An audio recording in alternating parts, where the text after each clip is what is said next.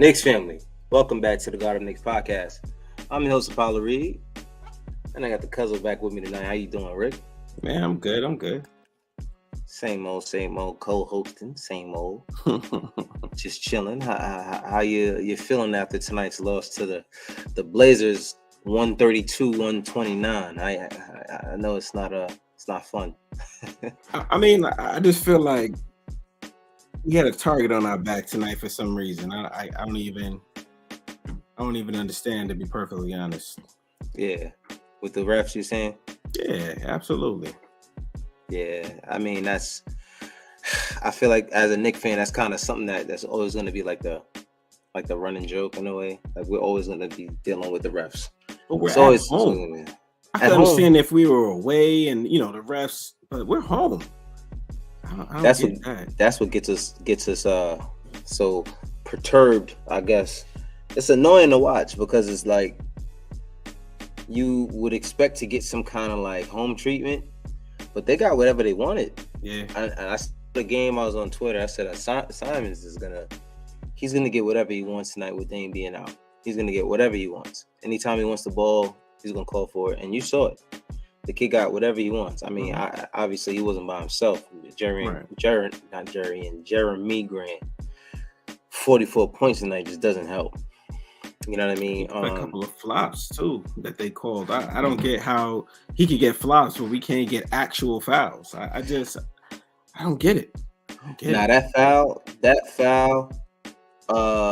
that Josh Hart got, that flop. Oh my goodness, that really got under my skin.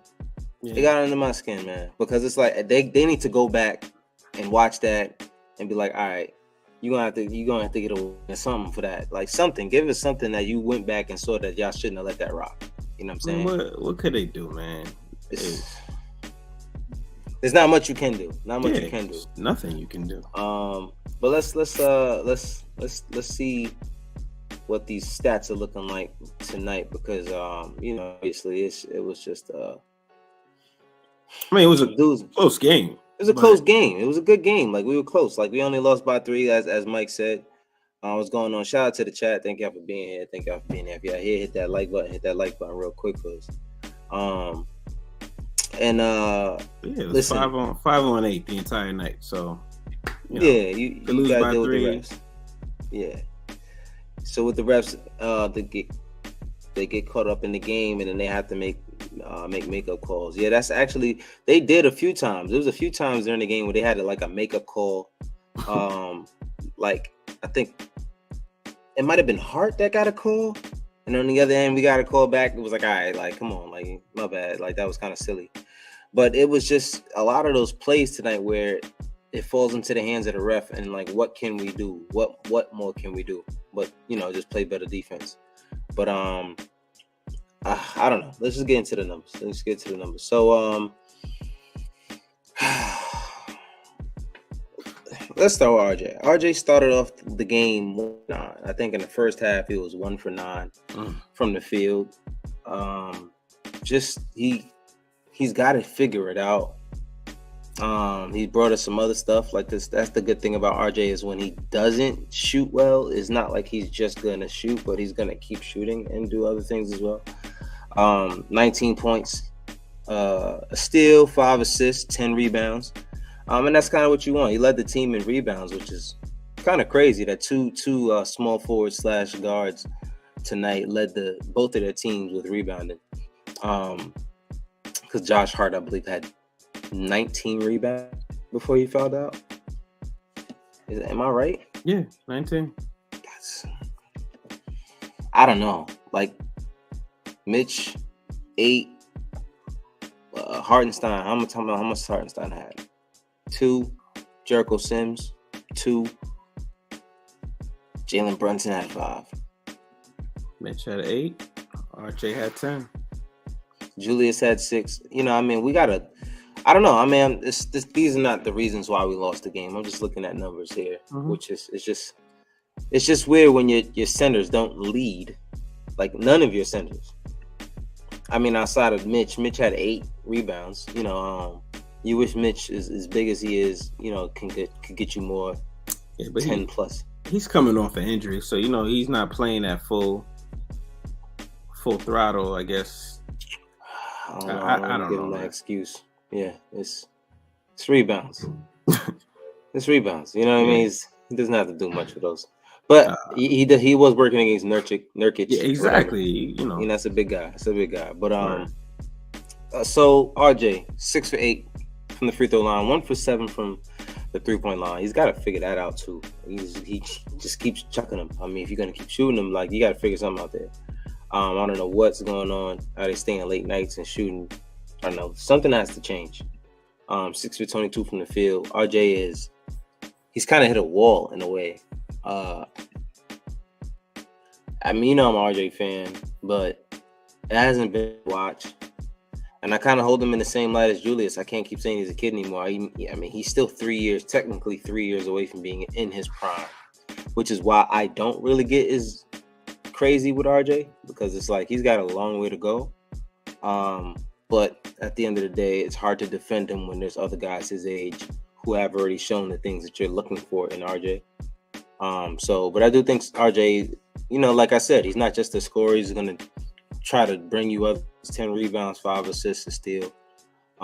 He's going to do other stuff on the court. It's not just going to keep jacking up shots, but I don't know. Just figuring out the player RJ is going to be is very, very difficult, because it's not like just a plain like, oh, he's garbage, like a lot of people say. And all right, well, give me more than that. Like, give me something else. Something constructive. Yeah, give me something constructive. Oh, he's garbage. All right. Too much with that. Right. So 27% from the field, can't cut it. But I don't know. You tell me what you feel about RJ. Does it feel like he has to discover his game every single season? Like, I feel like this is a pattern. Like, he plays awful the first half of the season, and then he turns it up the second half of the season. But it's a little too late. January 1st, he's gonna turn it up. Right. It shouldn't have to be that way. Right. Every single season. But listen, I never played professional basketball. I don't know what it's like being on the court, hearing what he hears and going through all the motions. But I just know that other players do it, and they do it flawlessly. Right. You wouldn't even know until somebody asked him a question about it. So I don't know what RJ's deal is. RJ's deal is, but I want him to figure it out. That's what I call my son. That's why I don't know. I just want him to figure it out, man. I just want us to have a team that I could support and not have to bite my fingernails every single game to see which player is going to show up this game. Right. So, right. Weren't we up at some point in this game? We were up pretty much the first half. I mean, we lost the lead. I don't know if it was coming into the second half or toward the end of the first half, but I don't know, man. They were looking pretty decent out there, even though they didn't look decent. It's like, even when we win, I'm like, you know what I mean? Like, they're not so convincing. Like, why did we lose this game?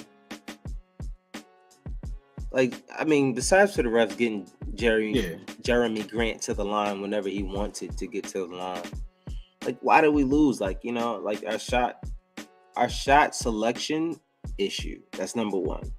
We were up with about 4 minutes to go in the game, and we start taking back-to-back stupid contested threes.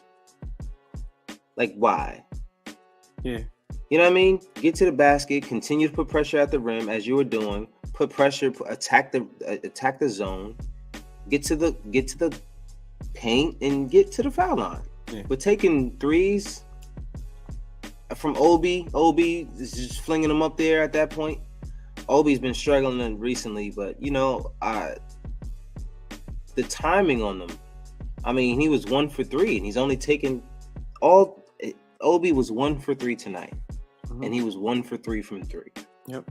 All he took was 3-pointers. He didn't get to the basket and get a fast break dunk. He took 3 shots in 14 and a half minutes.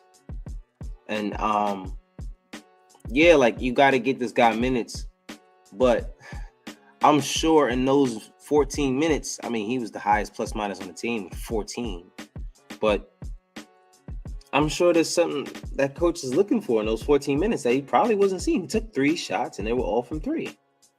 That's not aggressive enough for me when you're dealing with a team who's putting you guys in the zone. And it's like, all right, you can either shoot us out of the zone or you can attack it. That's how you get rid of a zone. That's how you beat a zone. You attack the zone to the paint and you dish out, to your open shooters when they collapse.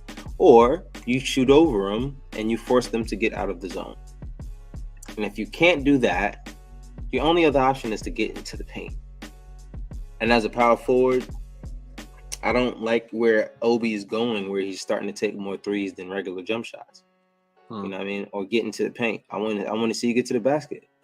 When he first came into the league, that was what he did. No, not in the half court. He's never really done that in the half court. That's the problem with Obi. And that's why when we see it, we get excited because it's not something that we see often.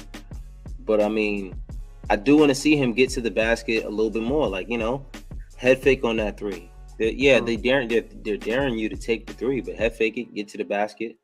You're athletic enough to get there and just jump over someone and even get to the free throw line, even if you weren't going to make the actual shot. Yeah. You're athletic enough to get in there and get the foul.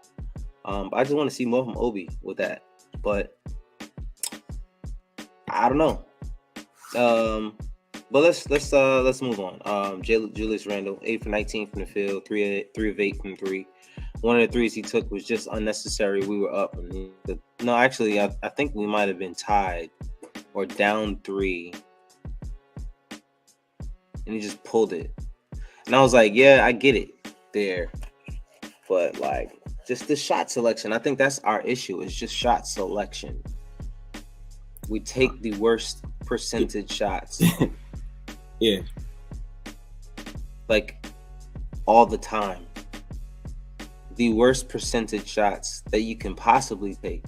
We'll take those. Yeah. But we've been saying that all season though. The type of shots that our players take, it's just we want to see better shot selection. I feel like quality, yeah. I feel like we've been saying that all season. So this isn't anything new. It's nothing new. New. What I dislike from Julius Randle, and I feel like I say this on maybe every other show, is that he gives up on plays. And then, I see it, I was like, if you just don't give up, you can redeem yourself. But it's just he gives up, and it's done. And then when he realizes that, oh man, it was too soon. I shouldn't have gave up. It's too late at that point. Yeah. So I just that drives me crazy. It drives me, and the stupid fouls, man. The stupid fouls that just make you lose possession and get the other team I don't understand why he does it. Yeah, it's let me foul because I didn't play the defense I was supposed to play. I don't get it. You know what I'm saying? Stay Woke says y'all had 14-point lead in the first half, but kept letting Portland hang around and come back. But this is what I mean. This is what happens. We get a lead and we start taking silly shots instead of continuing to play great basketball. Take better shots. No more. Yeah.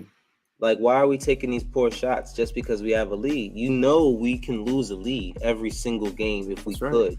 So why are we trying to lose a lead every single time? And like I said, sometimes these guys just take bad shots after bat. Quick at some point tonight, he got it going, but he was 6 for 17 from the field, 4 for 10 from 3, 2 for 2 from the free throw line, 5 assists, 4 rebounds, 18 points. I just, a lot of these guys just take shots because they're open. And you didn't set your feet. You didn't sometimes it just takes you an extra second. Even with Obi, 2 of those shots he took was with a guy closing out on him. Why are you taking that shot? You know what I'm saying? Yeah. And I would have pulled him if I was a coach too. This is one of the games I was like, all right, Obi, just get off the floor. What are you doing? Obi Toppin taking a contested 3? Yeah. He made up his mind. He was going to take a shot. He was going to take a 3-pointer. So yeah, it was I'm taking it, bro. Just letting you know I'm taking it. And it's I love the confidence, but shot selection. The timing was terrible for you to do it. This wasn't in the first quarter. This wasn't it. This is in minutes in the third and fourth quarter where you're in the game and you've been on this team for 3 years now. This is your third year. You will get pulled if you do something stupid. You're not gonna think this through.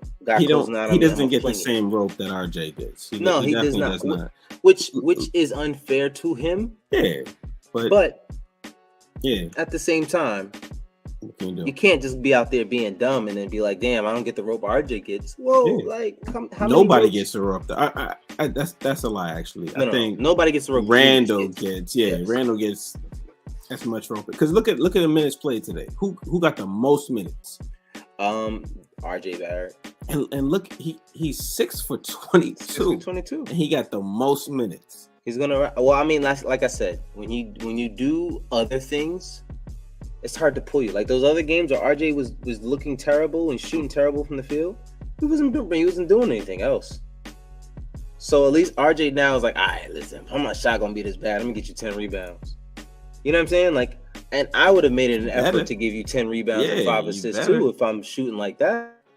But that's what you at least can say. All right, cool. You're gonna bring me that. I'm not happy with your 6 for 22. I'm not. Don't get me wrong at all. Like he was 1 for 9, then you finished the game 5 for 13. I mean, it's not 1 for 9, right? But it's 5 for 13. You know what I'm saying? I mean, I'll take 5 for 13, but at the end of the day, like it's just the efficiency in the shot.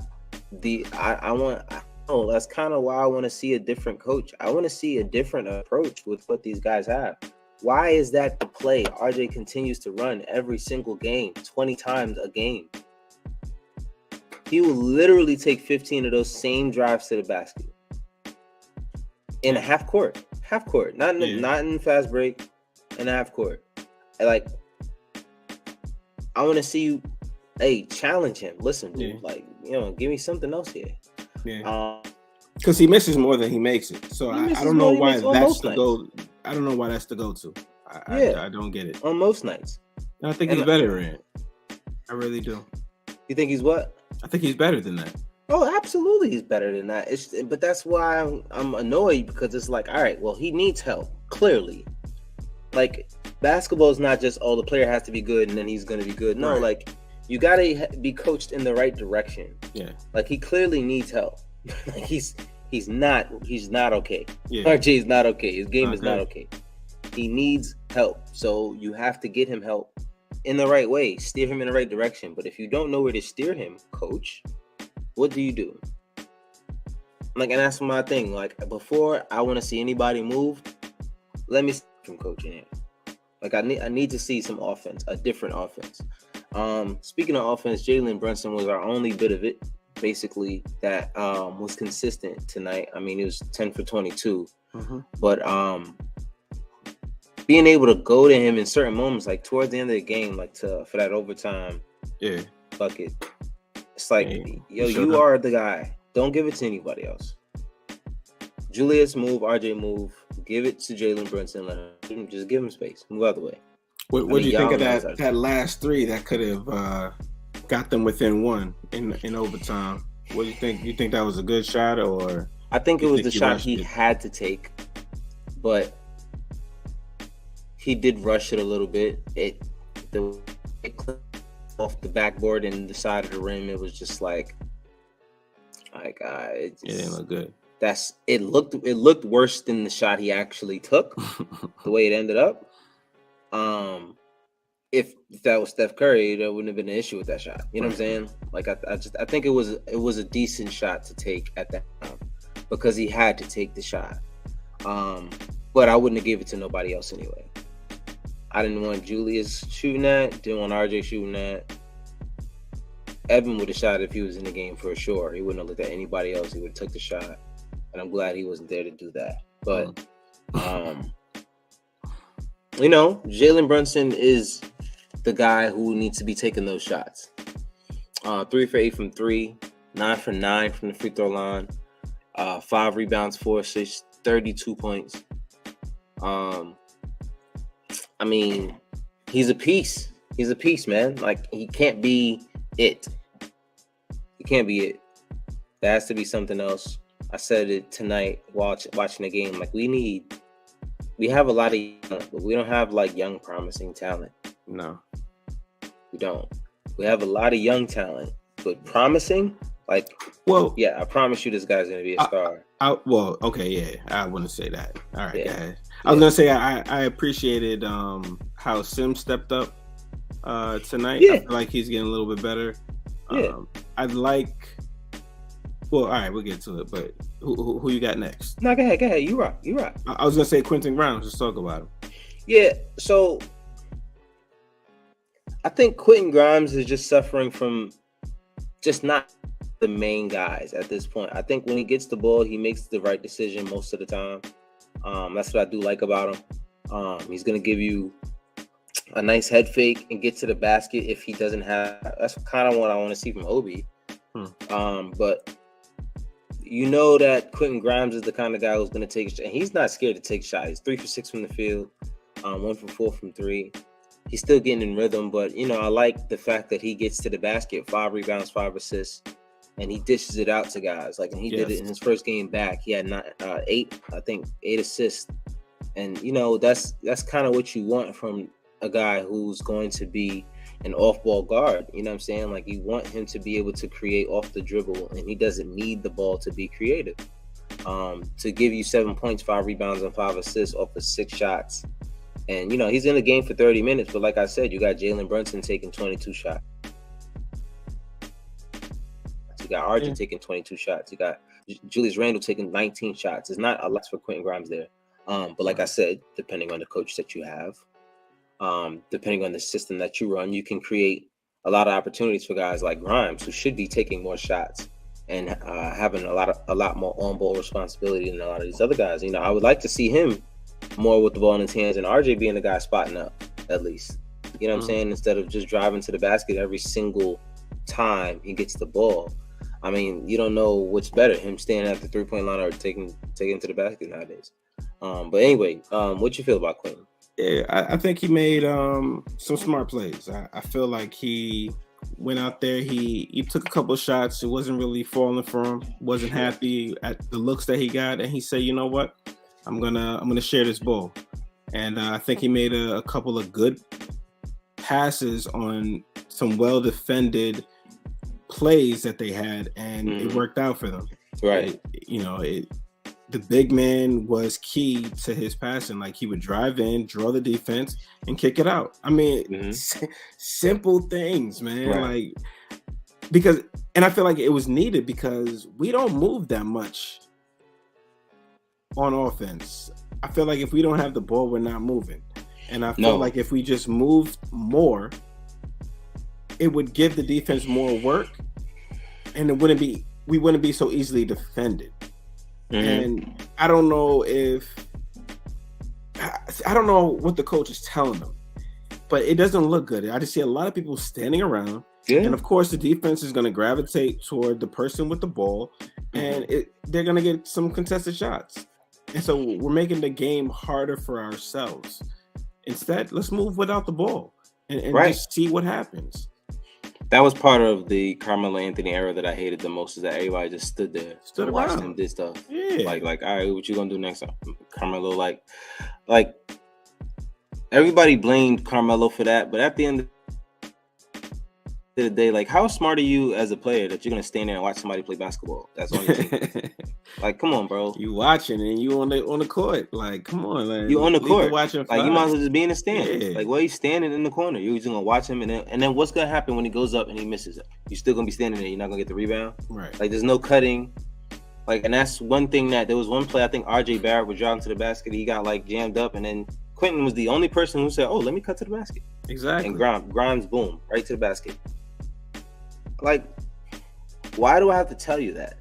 And that's what I'm saying. Like, it's hand in hand. Like I said, RJ needs help, but at the same time, you shouldn't need to be told all the time what to do in every situation. Like, the coach is not going to be there on the court when there's an open opportunity or open window for 2 seconds for you to cut to the basket. Right. You know what I mean? Like, you got to have that kind of instinct in a way. But as well as just the other on-court instincts that you need to just be a productive basketball player. Like, it's just kind of annoying sometimes to watch these guys like Julius, how he doesn't defend threes. Like, sometimes it's like, why? I'd rather you just go for the rebound than to act like you're going to defend him. Like, you're not trying. The effort is not even there. Stuff, yeah. Yeah, I mean, like you said something a couple shows ago, and I laughed at it because I don't know if I thought it was just that funny or if it was just that true. But you asked, what are they practicing? What are they practicing? What are you practicing? Because I tell my kids all the time, when we're having dinner, I'm just like, keep your elbows off the table, use your utensils, don't use your hand, don't wave your hands in the air and stuff like that. And I tell them, what you practice at home, you'll do in public. Mm-hmm. So when they were in practice, aren't they what are they doing that?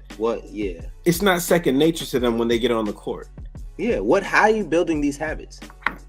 It's not good. How is this a habit that you're allowed to build? Practice?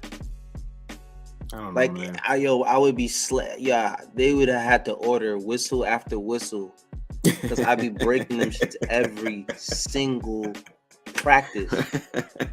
I'd be stepping on them drinks, throwing them off the walls. Like, yo, what are you doing? Yeah.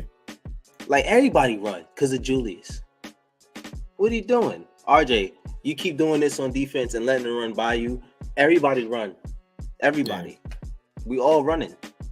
Until all y'all learn, you don't like when he does that. All right, cool. I shouldn't do that. Because this is my thing. If you're not telling Julius not to do it, then everybody else feels like it's okay. It's all right, man. If you stop Julius in practice and say don't do that, do you think other guys are going to try to do that? No. Yeah. Like, what are you practicing? Yeah. How are these habits that you have still at this point? We're 9-10, 19 games into the season. What habits are you guys practicing? I mean, what other numbers can we look at? Like besides from Mitch fouling out, and then that being a big reason why he probably just couldn't stay on the floor and get much rebounds. What are we practicing, man? Like, I don't understand. I know Hartenstein came out that he had like a swelling, inflammation in his Achilles. So his lift hasn't really been there. He hasn't been the guy he needs to be. Something is off with this team. Like, it's just, and I don't think it's a physical thing. It's a mental thing. Like, these guys really, I think they're either confused about what their role is, or they're just not being taught to win the right way. I don't know what coach's tactics are, and did they ever work because he was coaching his teams the right way? Right. Like, was Thibodeau ever really a great coach? Mm. I mean, I'm just not even trying to shit on him. I really need to understand when he was great, when he didn't have D Rose. I don't remember them ever facing LeBron and them without D Rose, because there's no way they would have got there without D Rose. Which is why D Rose's knees blown out time he was however old years old, because he was their offense. Yeah. I think he averaged just about 47 and a half minutes per game. Come on. Could you imagine? Yeah. Nah, man. That's crazy to me. But you know what? The greats want to play. You know, they want the ball in their hands. They want to be on the court. So I can't blame the guy. I can't ever blame a player for saying I want to play. Yeah. I'm never gonna blame a player saying I want to play. I'm looking at the coach. RJ, why is he in the game for 44 minutes if he's 6 for 22? Exactly. How are you coaching him? Are you taking him out the game and you're just sitting him down and then bringing him back in? How the hell are you not telling him what he's doing? How many times? I need you to make a note from now on, cuz when he pulls guys out the game, check to see if he talks to them before they go to the bench. I guarantee you he doesn't. Yeah. He doesn't do it. Yeah. How do they know what they made their mistake on? You got Johnny Bryant talking to him. Johnny Bryant's going to tell him exactly how you're feeling, coach. You guys didn't even talk about how you were feeling. Word. Like, if I didn't talk to Johnny Bryant about what you did that pissed me off, how is Johnny going to tell you what pissed me off? Right. So now you don't know why you're out of the game. I'm gonna just pull you out of the game. And oftentimes I feel like that's how Obi feels. No, like, that's I know exactly he knows. I know he knows that he messed up, but it's just like, is it being said? Yeah, right. I know I messed up. Tell me what to do better. And coach is probably like, well, you should know by now. All right, well, how are you coaching me, dog? Like, you know what I'm saying? Exactly. That's my issue with him. Exactly. That is my issue with him. I never see him pull the guys to the side as you're taking them off the floor, because that's when they need to be spoken to. Yeah. Not when they already went and sat down and now it's a timeout and then you want to address them in front of everybody. No, you're going to pick off. Yeah. I'm not going to receive it at that point. It's simple little tactics. Yeah, if Obi comes out the game and he's taking a bunch of threes, as he's running by you, Obi, listen, get to the basket. You don't got to take so many threes. Got you, coach. Guarantee what he's going to do next time he goes to the game. Word. Say, yo, get 5 rebounds next time. I'll leave you in for an additional 5 minutes. Give him something to work towards. Something, bro. Something. Pardon me to the chat. I had the stats up. I haven't really been reading. I got a little emotional. But yeah. Julius Randle doesn't contest. Yeah, I'm looking at the same one. First thing I see. It's very true. Once RJ goes to the rim, he doesn't look for a pass at all. That's true. That's another thing. I mean, RJ does look for passes, but it's only when there's no guaranteed way for him to get to the actual basket. That's the only time he's gonna look for a pass. And he's got to do better. Like, I mean, don't get me wrong. He got the 5 assists tonight. There was some dumb balls he had tonight that was great. I don't know. They actually ran a play for Obi. It's the only one he hit. He's not part of the offense. Great coaching. Third year, he's still playing 15 minutes a game. Because all he does is spot up. Like, he doesn't get into it where they run a play, pick and roll, and then he steps out. It just, he's standing out there. It's easy to defend. I'm going to say this. They need to get him out here before he ruins these guys' careers. I was thinking that.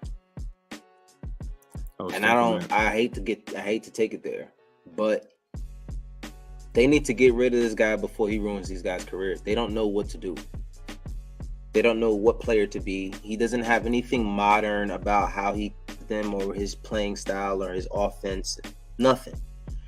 They don't know what player to be, especially in this era, in this generation of basketball players. They play archaic.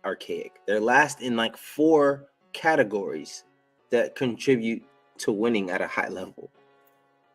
Last. Like, I talked about it last year. Do I still have it in my notes? I think I should. I should make it my background, actually, so I can look at it every day. Let's see.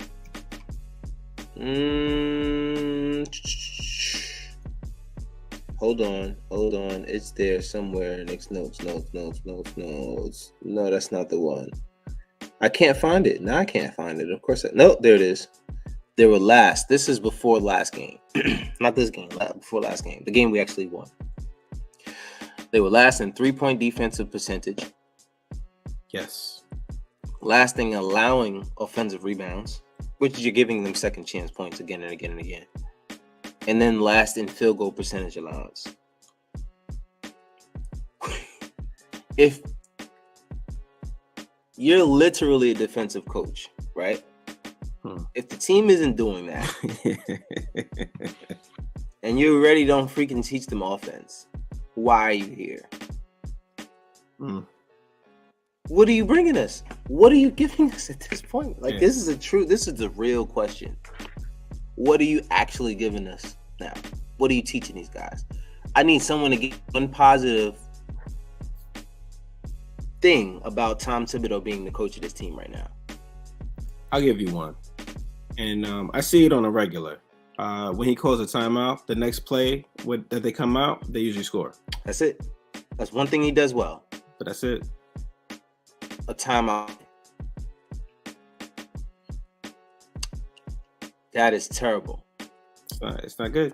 You know why I don't care about that? Because we still can't defend. And that's what you're supposed to be telling us to do. That's what you're here for. Like this is starting to feel like, when a coach has reached his cap with that team, like Mark Jackson with the Warriors, when they knew, all right, Mark Jackson's really not going to bring as much on the offensive side, and we got a bunch of guys who know how to score to be put in better positions to score. We need to find someone here in this league's anywhere to just put these guys in better positions to score. And they trusted a guy who has never coached a game in his life. Yeah. And they won them a championship that first year. Yep. Now, don't get me wrong. Credit to Mark Jackson for teaching these guys everything they needed to know when it came to just approaching the game and being ready. But there was a clear difference in the team once they got a coach who knew how to run an offense. So when you are a coach who is meant for defense, in order for that to work, you got to have the best one-on-one guys in the game. Like a coach like Tom Thibodeau might work for the Nets because he'll let you run whatever offense you want to run. Go ahead. Whatever the hell you want to do, just go ahead. I'm going to teach you how to play defense or run a tough system. But at this point, I think what he's not understanding is everyone can shoot now. 1 through 5 can shoot. How are we going to defend that now? Because now, look, we're dead last in the league in three-point percentage allowance. Like, this is not 2012. Everyone can shoot now. Everybody, from the center to the point guard, everybody's shooting threes. Yep. So, at this point, how do you show me your adjustment? We got to get him out of here before he ruins these guys' careers. OB especially. RJ's next. Like, I just see it happening. He's not teaching these guys how to get over that hump of the player that they are right now. You know what I'm saying? You just, like, boom. Like Johnny said, you're a liability at this point. For sure. You're a liability. What's Udoka doing right now? Is he allowed to coach in the NBA yet? He can coach wherever he wants. He just can't coach in Boston for this year. I know the Nets were messing around with him, and then they decided to go with somebody else. I mean, not to say that another coach is going to be an answer, but I just know that what we have right now doesn't really seem to be. I don't want to say it's not working because we're a 500 team. I mean, not after tonight, but we're a 500 team, basically, and that's kind of like where we've been for the last couple of years, and I feel like we need to get past that. No, I think Udoka's issue, Udoka's coaching style is a lot similar to Tibbs. And I think that was the issue during their their finals run against the Warriors. They didn't have the offense to go at these guys. They had the defense. The defense was there. But it's hard to find a coach who can really run offenses. It's like they're very hard to find. Like, and I mean, anyone can run the offensive system, but I mean a coach who's innovative enough to create plays based off of his actual roster. Yeah, not a style that you have. Those guys are very rare. Yeah, that's key. Yep. Those guys are very rare. So we got to get lucky. Like a Kenny Atkinson, man. Like he's staying in the Warriors. He's staying on that bench on the Warriors for a reason. He's learning. He's just not doing nothing but pick. He was supposed to be in Charlotte, and then it said, "Nah, never mind." Bro, something is up when you turn down a job when you're coaching. You can coach LaMelo Ball. Yeah, he was like, "I'm gonna stay here. I'm cool. I'm gonna just learn," because that's exactly what Steve Kerr did. Steve Kerr bounced around the league and found him a coach that was winning. Was like, "Okay, Pop, I'm gonna sit right here and just learn," and took notes. That's what Kenny Atkinson is doing. So that would be my first guy. I'd be making phone calls to him every day. Like, listen, whenever you're ready, just letting you know. Speaking of that, Jose says it seems the game has changed so much since he last coached. They need an ex-player. Shannon Fry, someone from that era. Like, I think an ex-player is somebody that just someone who can relate to these guys a little bit more. Shannon Fry, I do like because, and this is the only reason why I like Shannon Fry. He was one of the first big men who was, just strictly a shooter. Like, you know what I mean? Like, gonna come in and just light it up from the time he was a rookie. So he kind of has a modernized look to the game. So you never know. Maybe he's someone that I don't even know if he's looking to coach. But just saying that's a good, just I guess pick of that. Joe Long says, I know the remedy. Oh no. I don't know where this is going. I was waiting for him to post it, but I guess he wanted to acknowledge to something. I don't know. But I mean, I don't know if it has to be an ex-player, to be perfectly honest. I don't think that an ex-player guarantees anything more than someone who's a student of the game. Facts. Like we have Johnny Bryan on the bench. I don't know how that relationship works as far as coaching staff goes, but I would love to see how he would do things. I don't know if he agrees 100% with Tibbs. I don't know what that relationship is, but I would. Who knows, right? Yeah, maybe he just stays quiet because every time he offers a suggestion, he's just like, nah, I'll go with this. Like, nah, I know what I'm doing. So I know I've been here for years. Like, shut up! You've been here for years, and you look. Yeah, where's your rings at? Where the rings at? I don't know, and I don't want to beat up on Coach because I coach as a person, but some there has to be an answer though. So if it's the coach, let's beat up on him. See if we can shake things up. I mean, not that the grass is always greener, but right now we just see that the grass is pretty brown. It's pretty brown, man. You got the little yellow spots in the grass. Yeah, it's not looking good. I don't know, man. I think the writing's on the wall. I don't know how this coach is going to finish out this season. I don't think they want to fire him. I think they would like to stay loyal to him. But it's clear that he's not the answer. I think it's starting to have remnants of this guy's lost the locker room.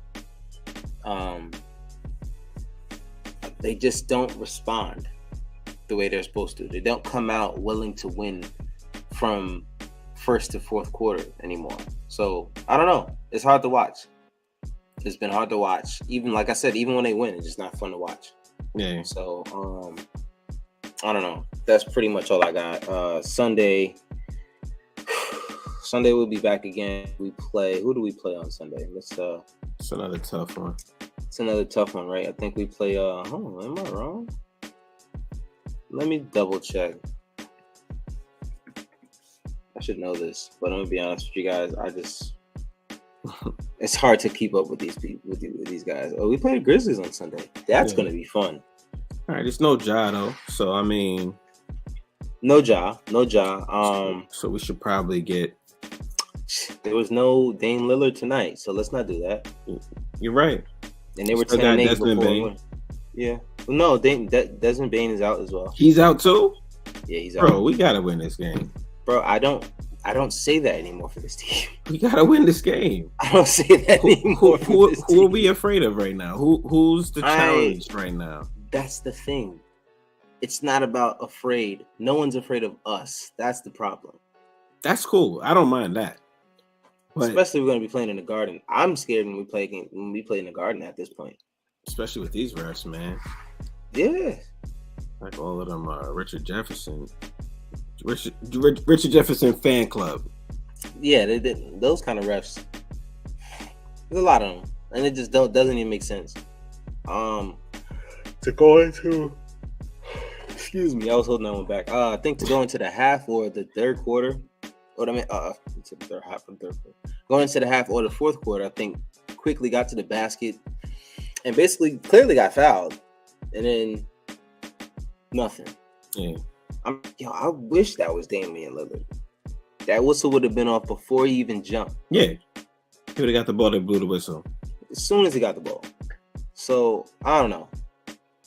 I don't know. Julius Randle reminds me of Melo era. Ball moves well till it gets to their hands. Yeah, you said something pretty similar to that. Yeah, it's pretty similar. Well, and that's the thing. I don't think these guys, and that's I don't really like blaming the person with the ball in their hands, because I'm not gonna pass it to a guy who's being guarded. Especially if I'm Carmelo Anthony. What? Why am I passing you the ball if you're guarded at the 3-point line and you're not moving? Can you acknowledge Joe? I would love to hear what the remedy is. I'm waiting for Joe to actually write something. He said I know the. He says, I know the. Okay, man. Waiting for you, Joe. You have the floor. You got 10 seconds, man. You got 10 seconds. 8, 7. I do this for my kids all the time. 6. Bro, I do the countdown 5, all the time. 4. I have no idea why it works, man. I never give a reason or tell them what's gonna happen. What's gonna happen when I get to 1. Yo, listen, I'm gonna tell you right now. They don't want to find out. Joe's the only one who tries to let it get close to 1, and then when it gets to 0, it's like he waits to see what's about to happen. Nothing. And nothing really happens most of the time. But I'll be like, your bluff. Yeah. Just like, what's wrong with you? And then he'd be like, what? But anyway, or maybe JR, or maybe Julius Randle or Melo not a pass. Listen, like I said, if I'm the best player on the floor on my team, right, or best offensive player on my team, and I'm gonna be honest, because I've been the best player on my team before on park teams. I'm not the greatest basketball player anywhere, but I'm pretty decent. So in park games, there's been times where, no, I'm not passing you the ball if you're not moving without the ball. Yeah. I have more of a, I know I can get past my guy. I can shoot over my guy. I might be able to get past him. I'm more confident in my ability to do so there. Now, am I in charge of what you do when you don't have the ball? Now, if you start moving and you're open and I'm not passing you the ball, now that's something different. Yeah. That's a little bit different. But that's also someone who's just never seen a shot that they don't like. And a lot of these guys haven't seen shots there's a lot of shots that Julius Randle takes that, he loves those shots. Guarantee he loves every last one of them.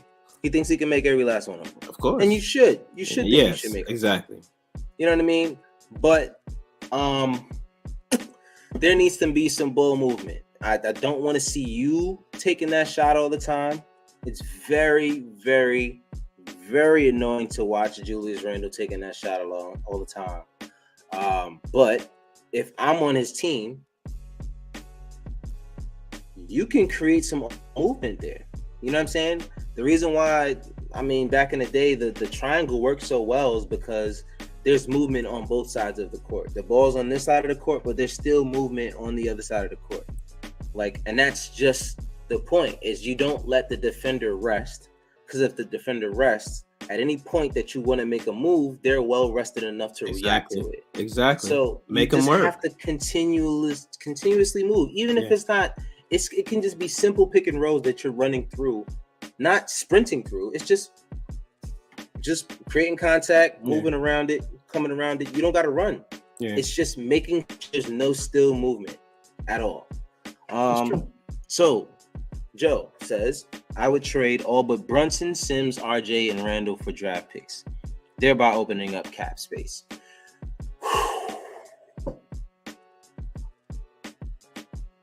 Okay.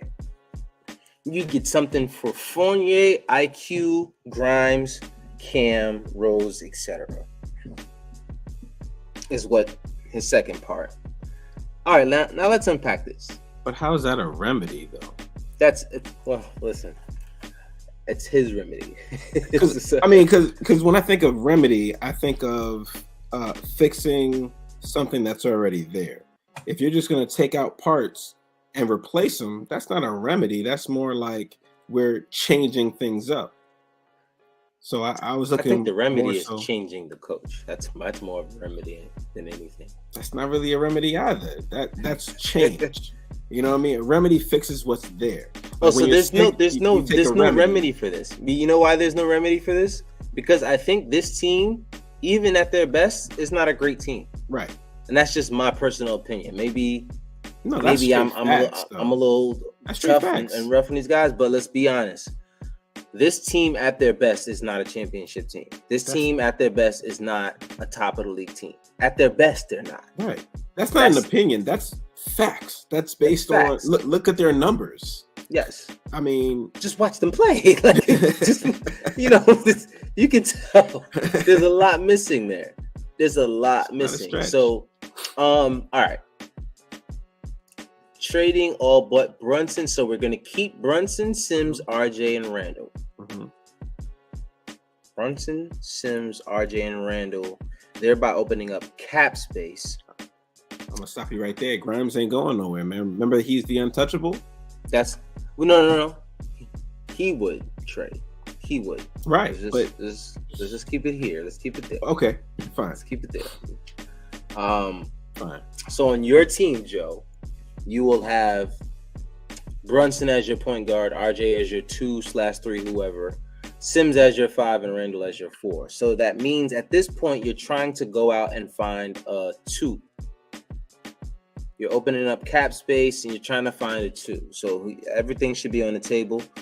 I'm with you in letting go of the head coaching. I'm fine with the GM for now. I think we do need some continuity, and I say that because we need to have a consistent direction. Because if we don't, we might as well change everything. You know what I mean? I don't want anything let go. I don't want anything lingering from a past regime who didn't know what they were doing with this guy. That's kind of how we got into the issue with, like, Kevin Knox. I mean, like, you had this guy here and you had to keep him here and not just throw him away because things kind of would look wrong if you handled him like that. But let's be real. What are we doing with Kevin Knox? Nobody knew. How about the fact that he was picked? That was the first mistake. You know what I mean? That's the first mistake. So, getting rid of that's the only reason why, like I said, I'm with you with letting go of the head coach. The GM and the front office, they haven't been terrible, but they haven't been great. But continuity. I want to see a consistent game plan from the front office. Now, you bring in a coach that can fulfill that. You've already brought in a coach who you thought was going to fulfill it, and you saw what doesn't work now. So now you can't bring in a coach like Tibbs again. Boom. That's the first domino to fall. You bring in a coach that's the opposite or something completely different from what Tibbs is. Need somebody creative. Yeah, somebody creative. Because no one's flocking to New York, so you're gonna get these players that maybe don't really on paper fit together. But your job as a head coach is to make these pieces fit. And if you can't do that, then we don't need you here. But once you start getting those players and making them fit, other players are going to be like, all right, they got something special over there. Now we can start getting those players that you need. And it's easier to run plays through them because they're better players. So you think of it back in the day. A lot of these times, guys didn't have the greatest markets to coach in. So what they did was they went and found the best coaches because they knew guys weren't going to come there. If you have a market where guys aren't going to readily jump and go to players, you got to have the best of the best coaches. Look at San Antonio for all of these years. They kept that Pop. Even with Utah back in the day, they had Jerry Sloan. So, with the Spurs and Greg Popovich, Jerry Sloan, a lot of these teams, when you don't have the best market, you try to keep a good coach. So that's what you got to do. You got to find you a coach who can be innovative with this team and just make some things happen. Like these rotations, like Obi's still playing 15 minutes. He can bring you more than that. Like just in a different offense. Anyway, let's just continue going here. But another great point. We pay too much for average talent. Yeah, let's just. Yes. Like we locked ourselves in. We have to. Yeah. I mean, we locked ourselves in. Well, that's the thing. We didn't have to do it with Julius.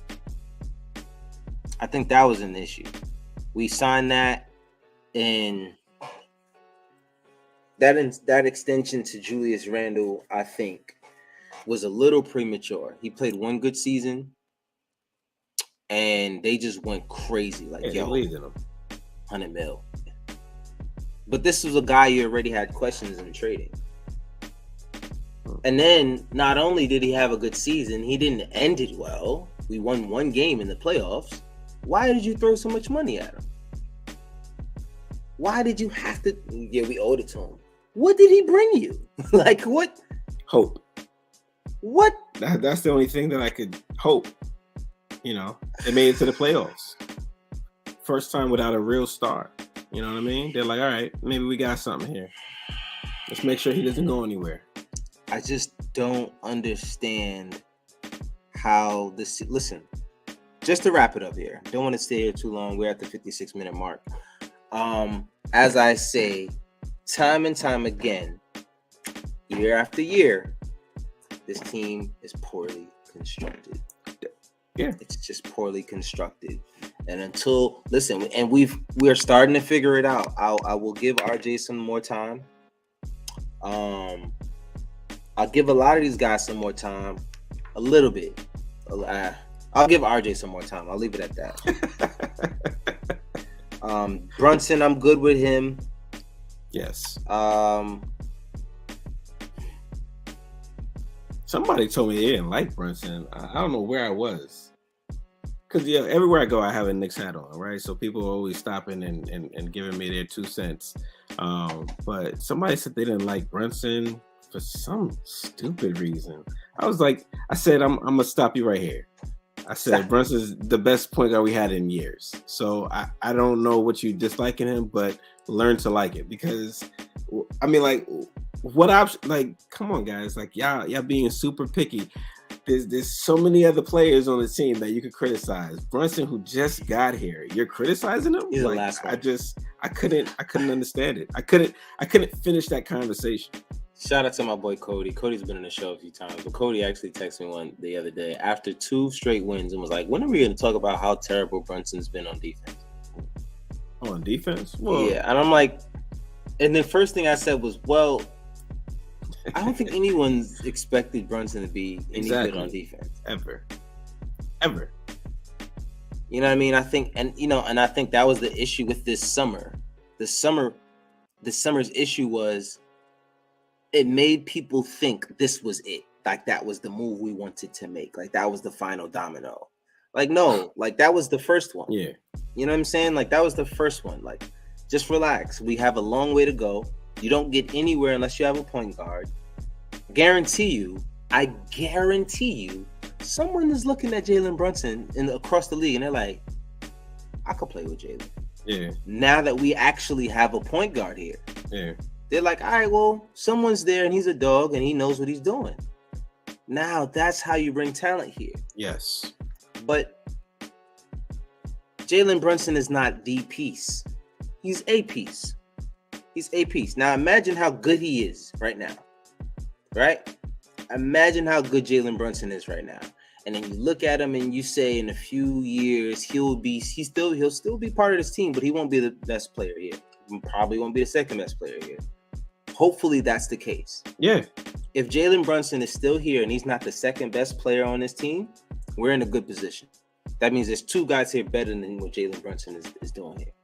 And whether it's a guy that's already here or a guy that's going to come here, it needs to happen. I don't care how.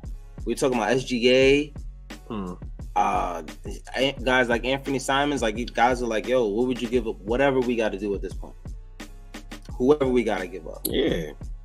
I'm not holding nobody no more. Yeah. I can't do it. Yeah, every season I get a little bit more loose with who gets to go. Yeah, like show me why you should be here. Like, you know what I mean? Why should I keep you here over somebody else? What are you doing that's gonna make me say, nah, I'm not gonna give you up for someone who's a borderline superstar? Yeah. SGA, people like, nah, I'm not giving this up for SGA. Are you stupid? Yeah. SGA? Do you understand SGA is probably number 3 in the league in scoring this season? Yeah. Like, Don't he's forget part where of he the plays and who he plays with. right. And then, people are starting to are not really understanding. We're starting to go into the next generation of players that are going to be the guy, Yeah. that guy for that team, or the guy for this generation, the handful of guys that are going to be in an all-star game for the next 10 years. Those are the guys you got to go spend whatever you got to spend on. We still got a bunch of draft picks that we can make room with. We didn't really make any moves this summer. That's the disappointing but great about this summer. We didn't make any moves, but we kept all our pieces. Now we know what doesn't work, which is most of everything together. So get rid of it. Now you make moves. Because coming into the season, you didn't want to make a move. You didn't know how Jalen Brunson was going to fit with these guys. You didn't know how the new unit was going to fit. You didn't know how Julius was going to. You know now. It's time to make some moves. Big L, we've been here today. I can't get no more RJ slander because we know. We saw. I've been slandering RJ all show. It's come All-Star break, then it'll be a different story. Hopefully we'll be singing a different tune towards RJ the second half of the season. That means that to commit to watching this RJ for another month, and I don't think I want to do that. But do I have an option? No, I don't. I don't have an option. I got to do it. So I got to watch him play and be terrible.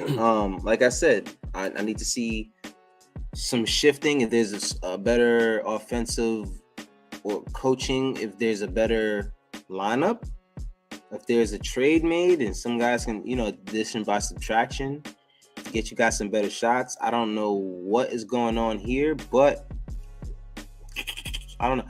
And I don't think this is an issue. I think this is a habitual thing. I think what we're seeing with RJ is habitual. He's talking about RJ here. I think it's habitual because I remember last year, RJ was asked about his defense or asked about Mitch, and he said a lot of times I do let guys go because I know Mitch is back there, which is something he openly admitted. And I think it's something he's developed as a habit because he can play good defense and then still get the help from the big man without committing a foul. And I think that's what he's focused on. And you're going to get blown by and scored on every single time playing defense like that. Stop relying, man. Play defense with your feet, not with your hands, and get to the spot. Get to the spot and get there before the guy. You know what I'm saying? And stop just expecting Sims or Mitchell to save you. You know what I'm saying? But anyway, that's all we got. Let's get back to who we play on Sunday. Like I said, we play the Grizzlies. Mm-hmm. That's going to be a nice one. Hopefully, 6 o'clock game. Like I said, they're missing John Morant and Desmond Bane. So if we can get a win and then get a win on Tuesday versus the Pistons, then we go into the game versus the Bucks and we're actually 11-10. You know what I'm saying? Instead of 9-10, which we are after tonight.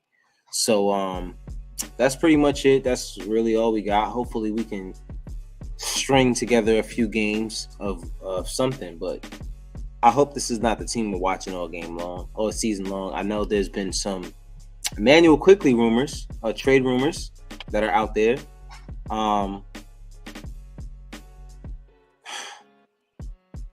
They all can go.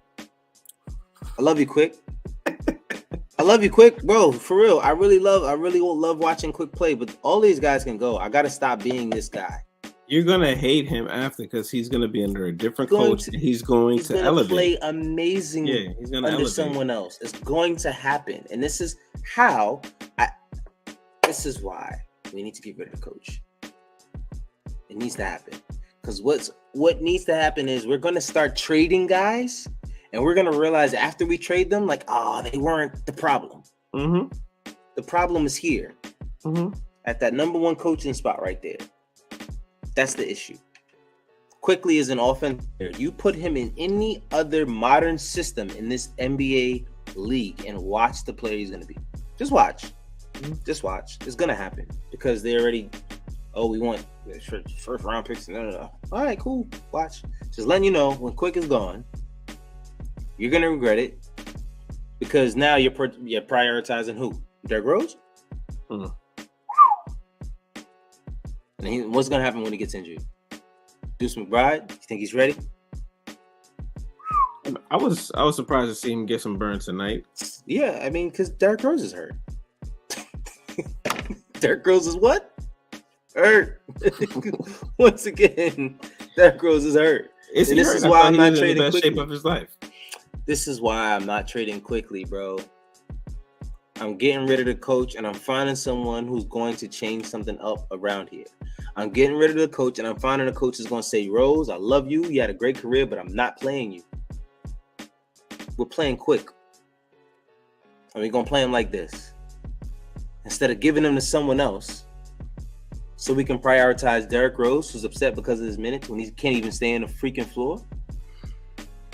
Yeah, we got a lot going on that starts from before players even get on the floor. So, boy, the fact that we're not even running veterans right now, like the fact that we're not running Fournier right now, I know the coach is desperate for his job. He's trying everything he can to keep his job right now. If that's not blatantly obvious to anyone that's watching, he's trying everything he can to show them that he's a changed man. Listen, I'll sit Kemba, I'll sit Evan. What else do I gotta do? Get all these veterans out of here. You still don't know what you're doing with the team, coach. I'm sorry. You gotta go. And he's like, no, I could do it. And they're just putting their hand on their shoulder coach. I don't think you. Coach. They're like, coach, just stop, coach. Come here. You do one of those things. Put your finger on his lip. Oh,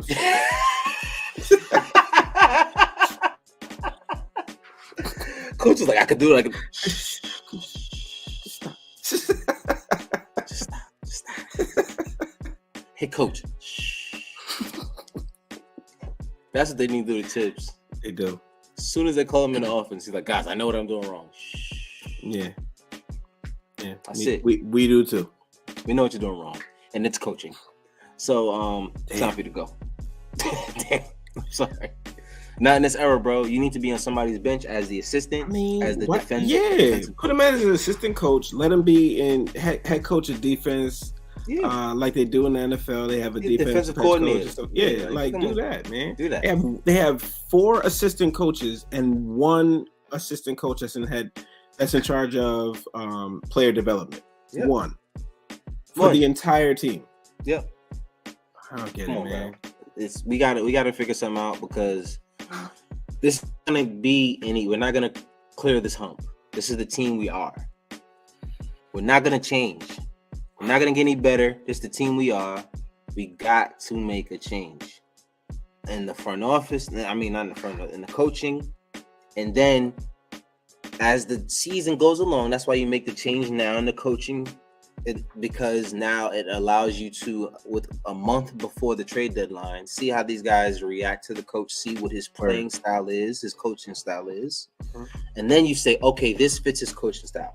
Let's make a trade before the deadline. Right. That fits this coach. And it gives you a better idea of who you're going to get.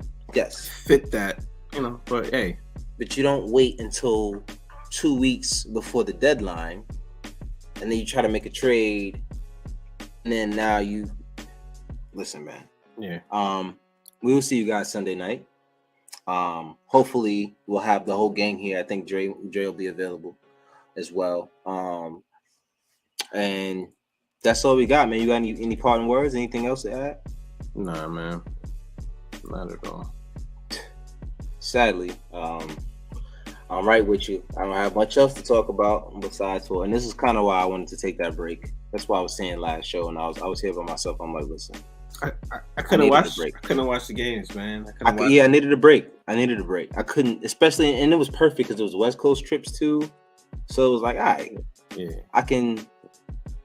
Late games anyway, so yeah, I don't do late games. It's just hard to watch these guys and come on here and speak anything positive, and then I have to talk about these guys. I gotta take time away from my family to come talk to you guys about how bad this team already looks. Yeah, so it's not fun, but It's like guys like you, like Jose. Jose is probably Jose. Shout out to Jose, man. Jose, he DMs us all the time. I don't really get to the DMs as much on the Guard Up Knicks page. I do have to do better at that. But he's very active. You know what I'm saying? Like this is why we do it, man. Because it's not just us up here talking. Like we're actually reaching out and creating connections with these people, and that's the best part about it. So shout out to the chat. Thank you guys for being here. If you're here still, hit that like, because that is how we get paid. A little like, you know what I'm saying? A little bit of a. It's not even worth a penny. Just so you guys know, it's barely worth anything but $3.99. $3.99. But yeah, man. Yeah, it's getting exhausting. It's not fun. But yeah, man. Shout out to you guys. Thank you guys for always being here. Yes. And until next time, y'all have a good one. Peace, man.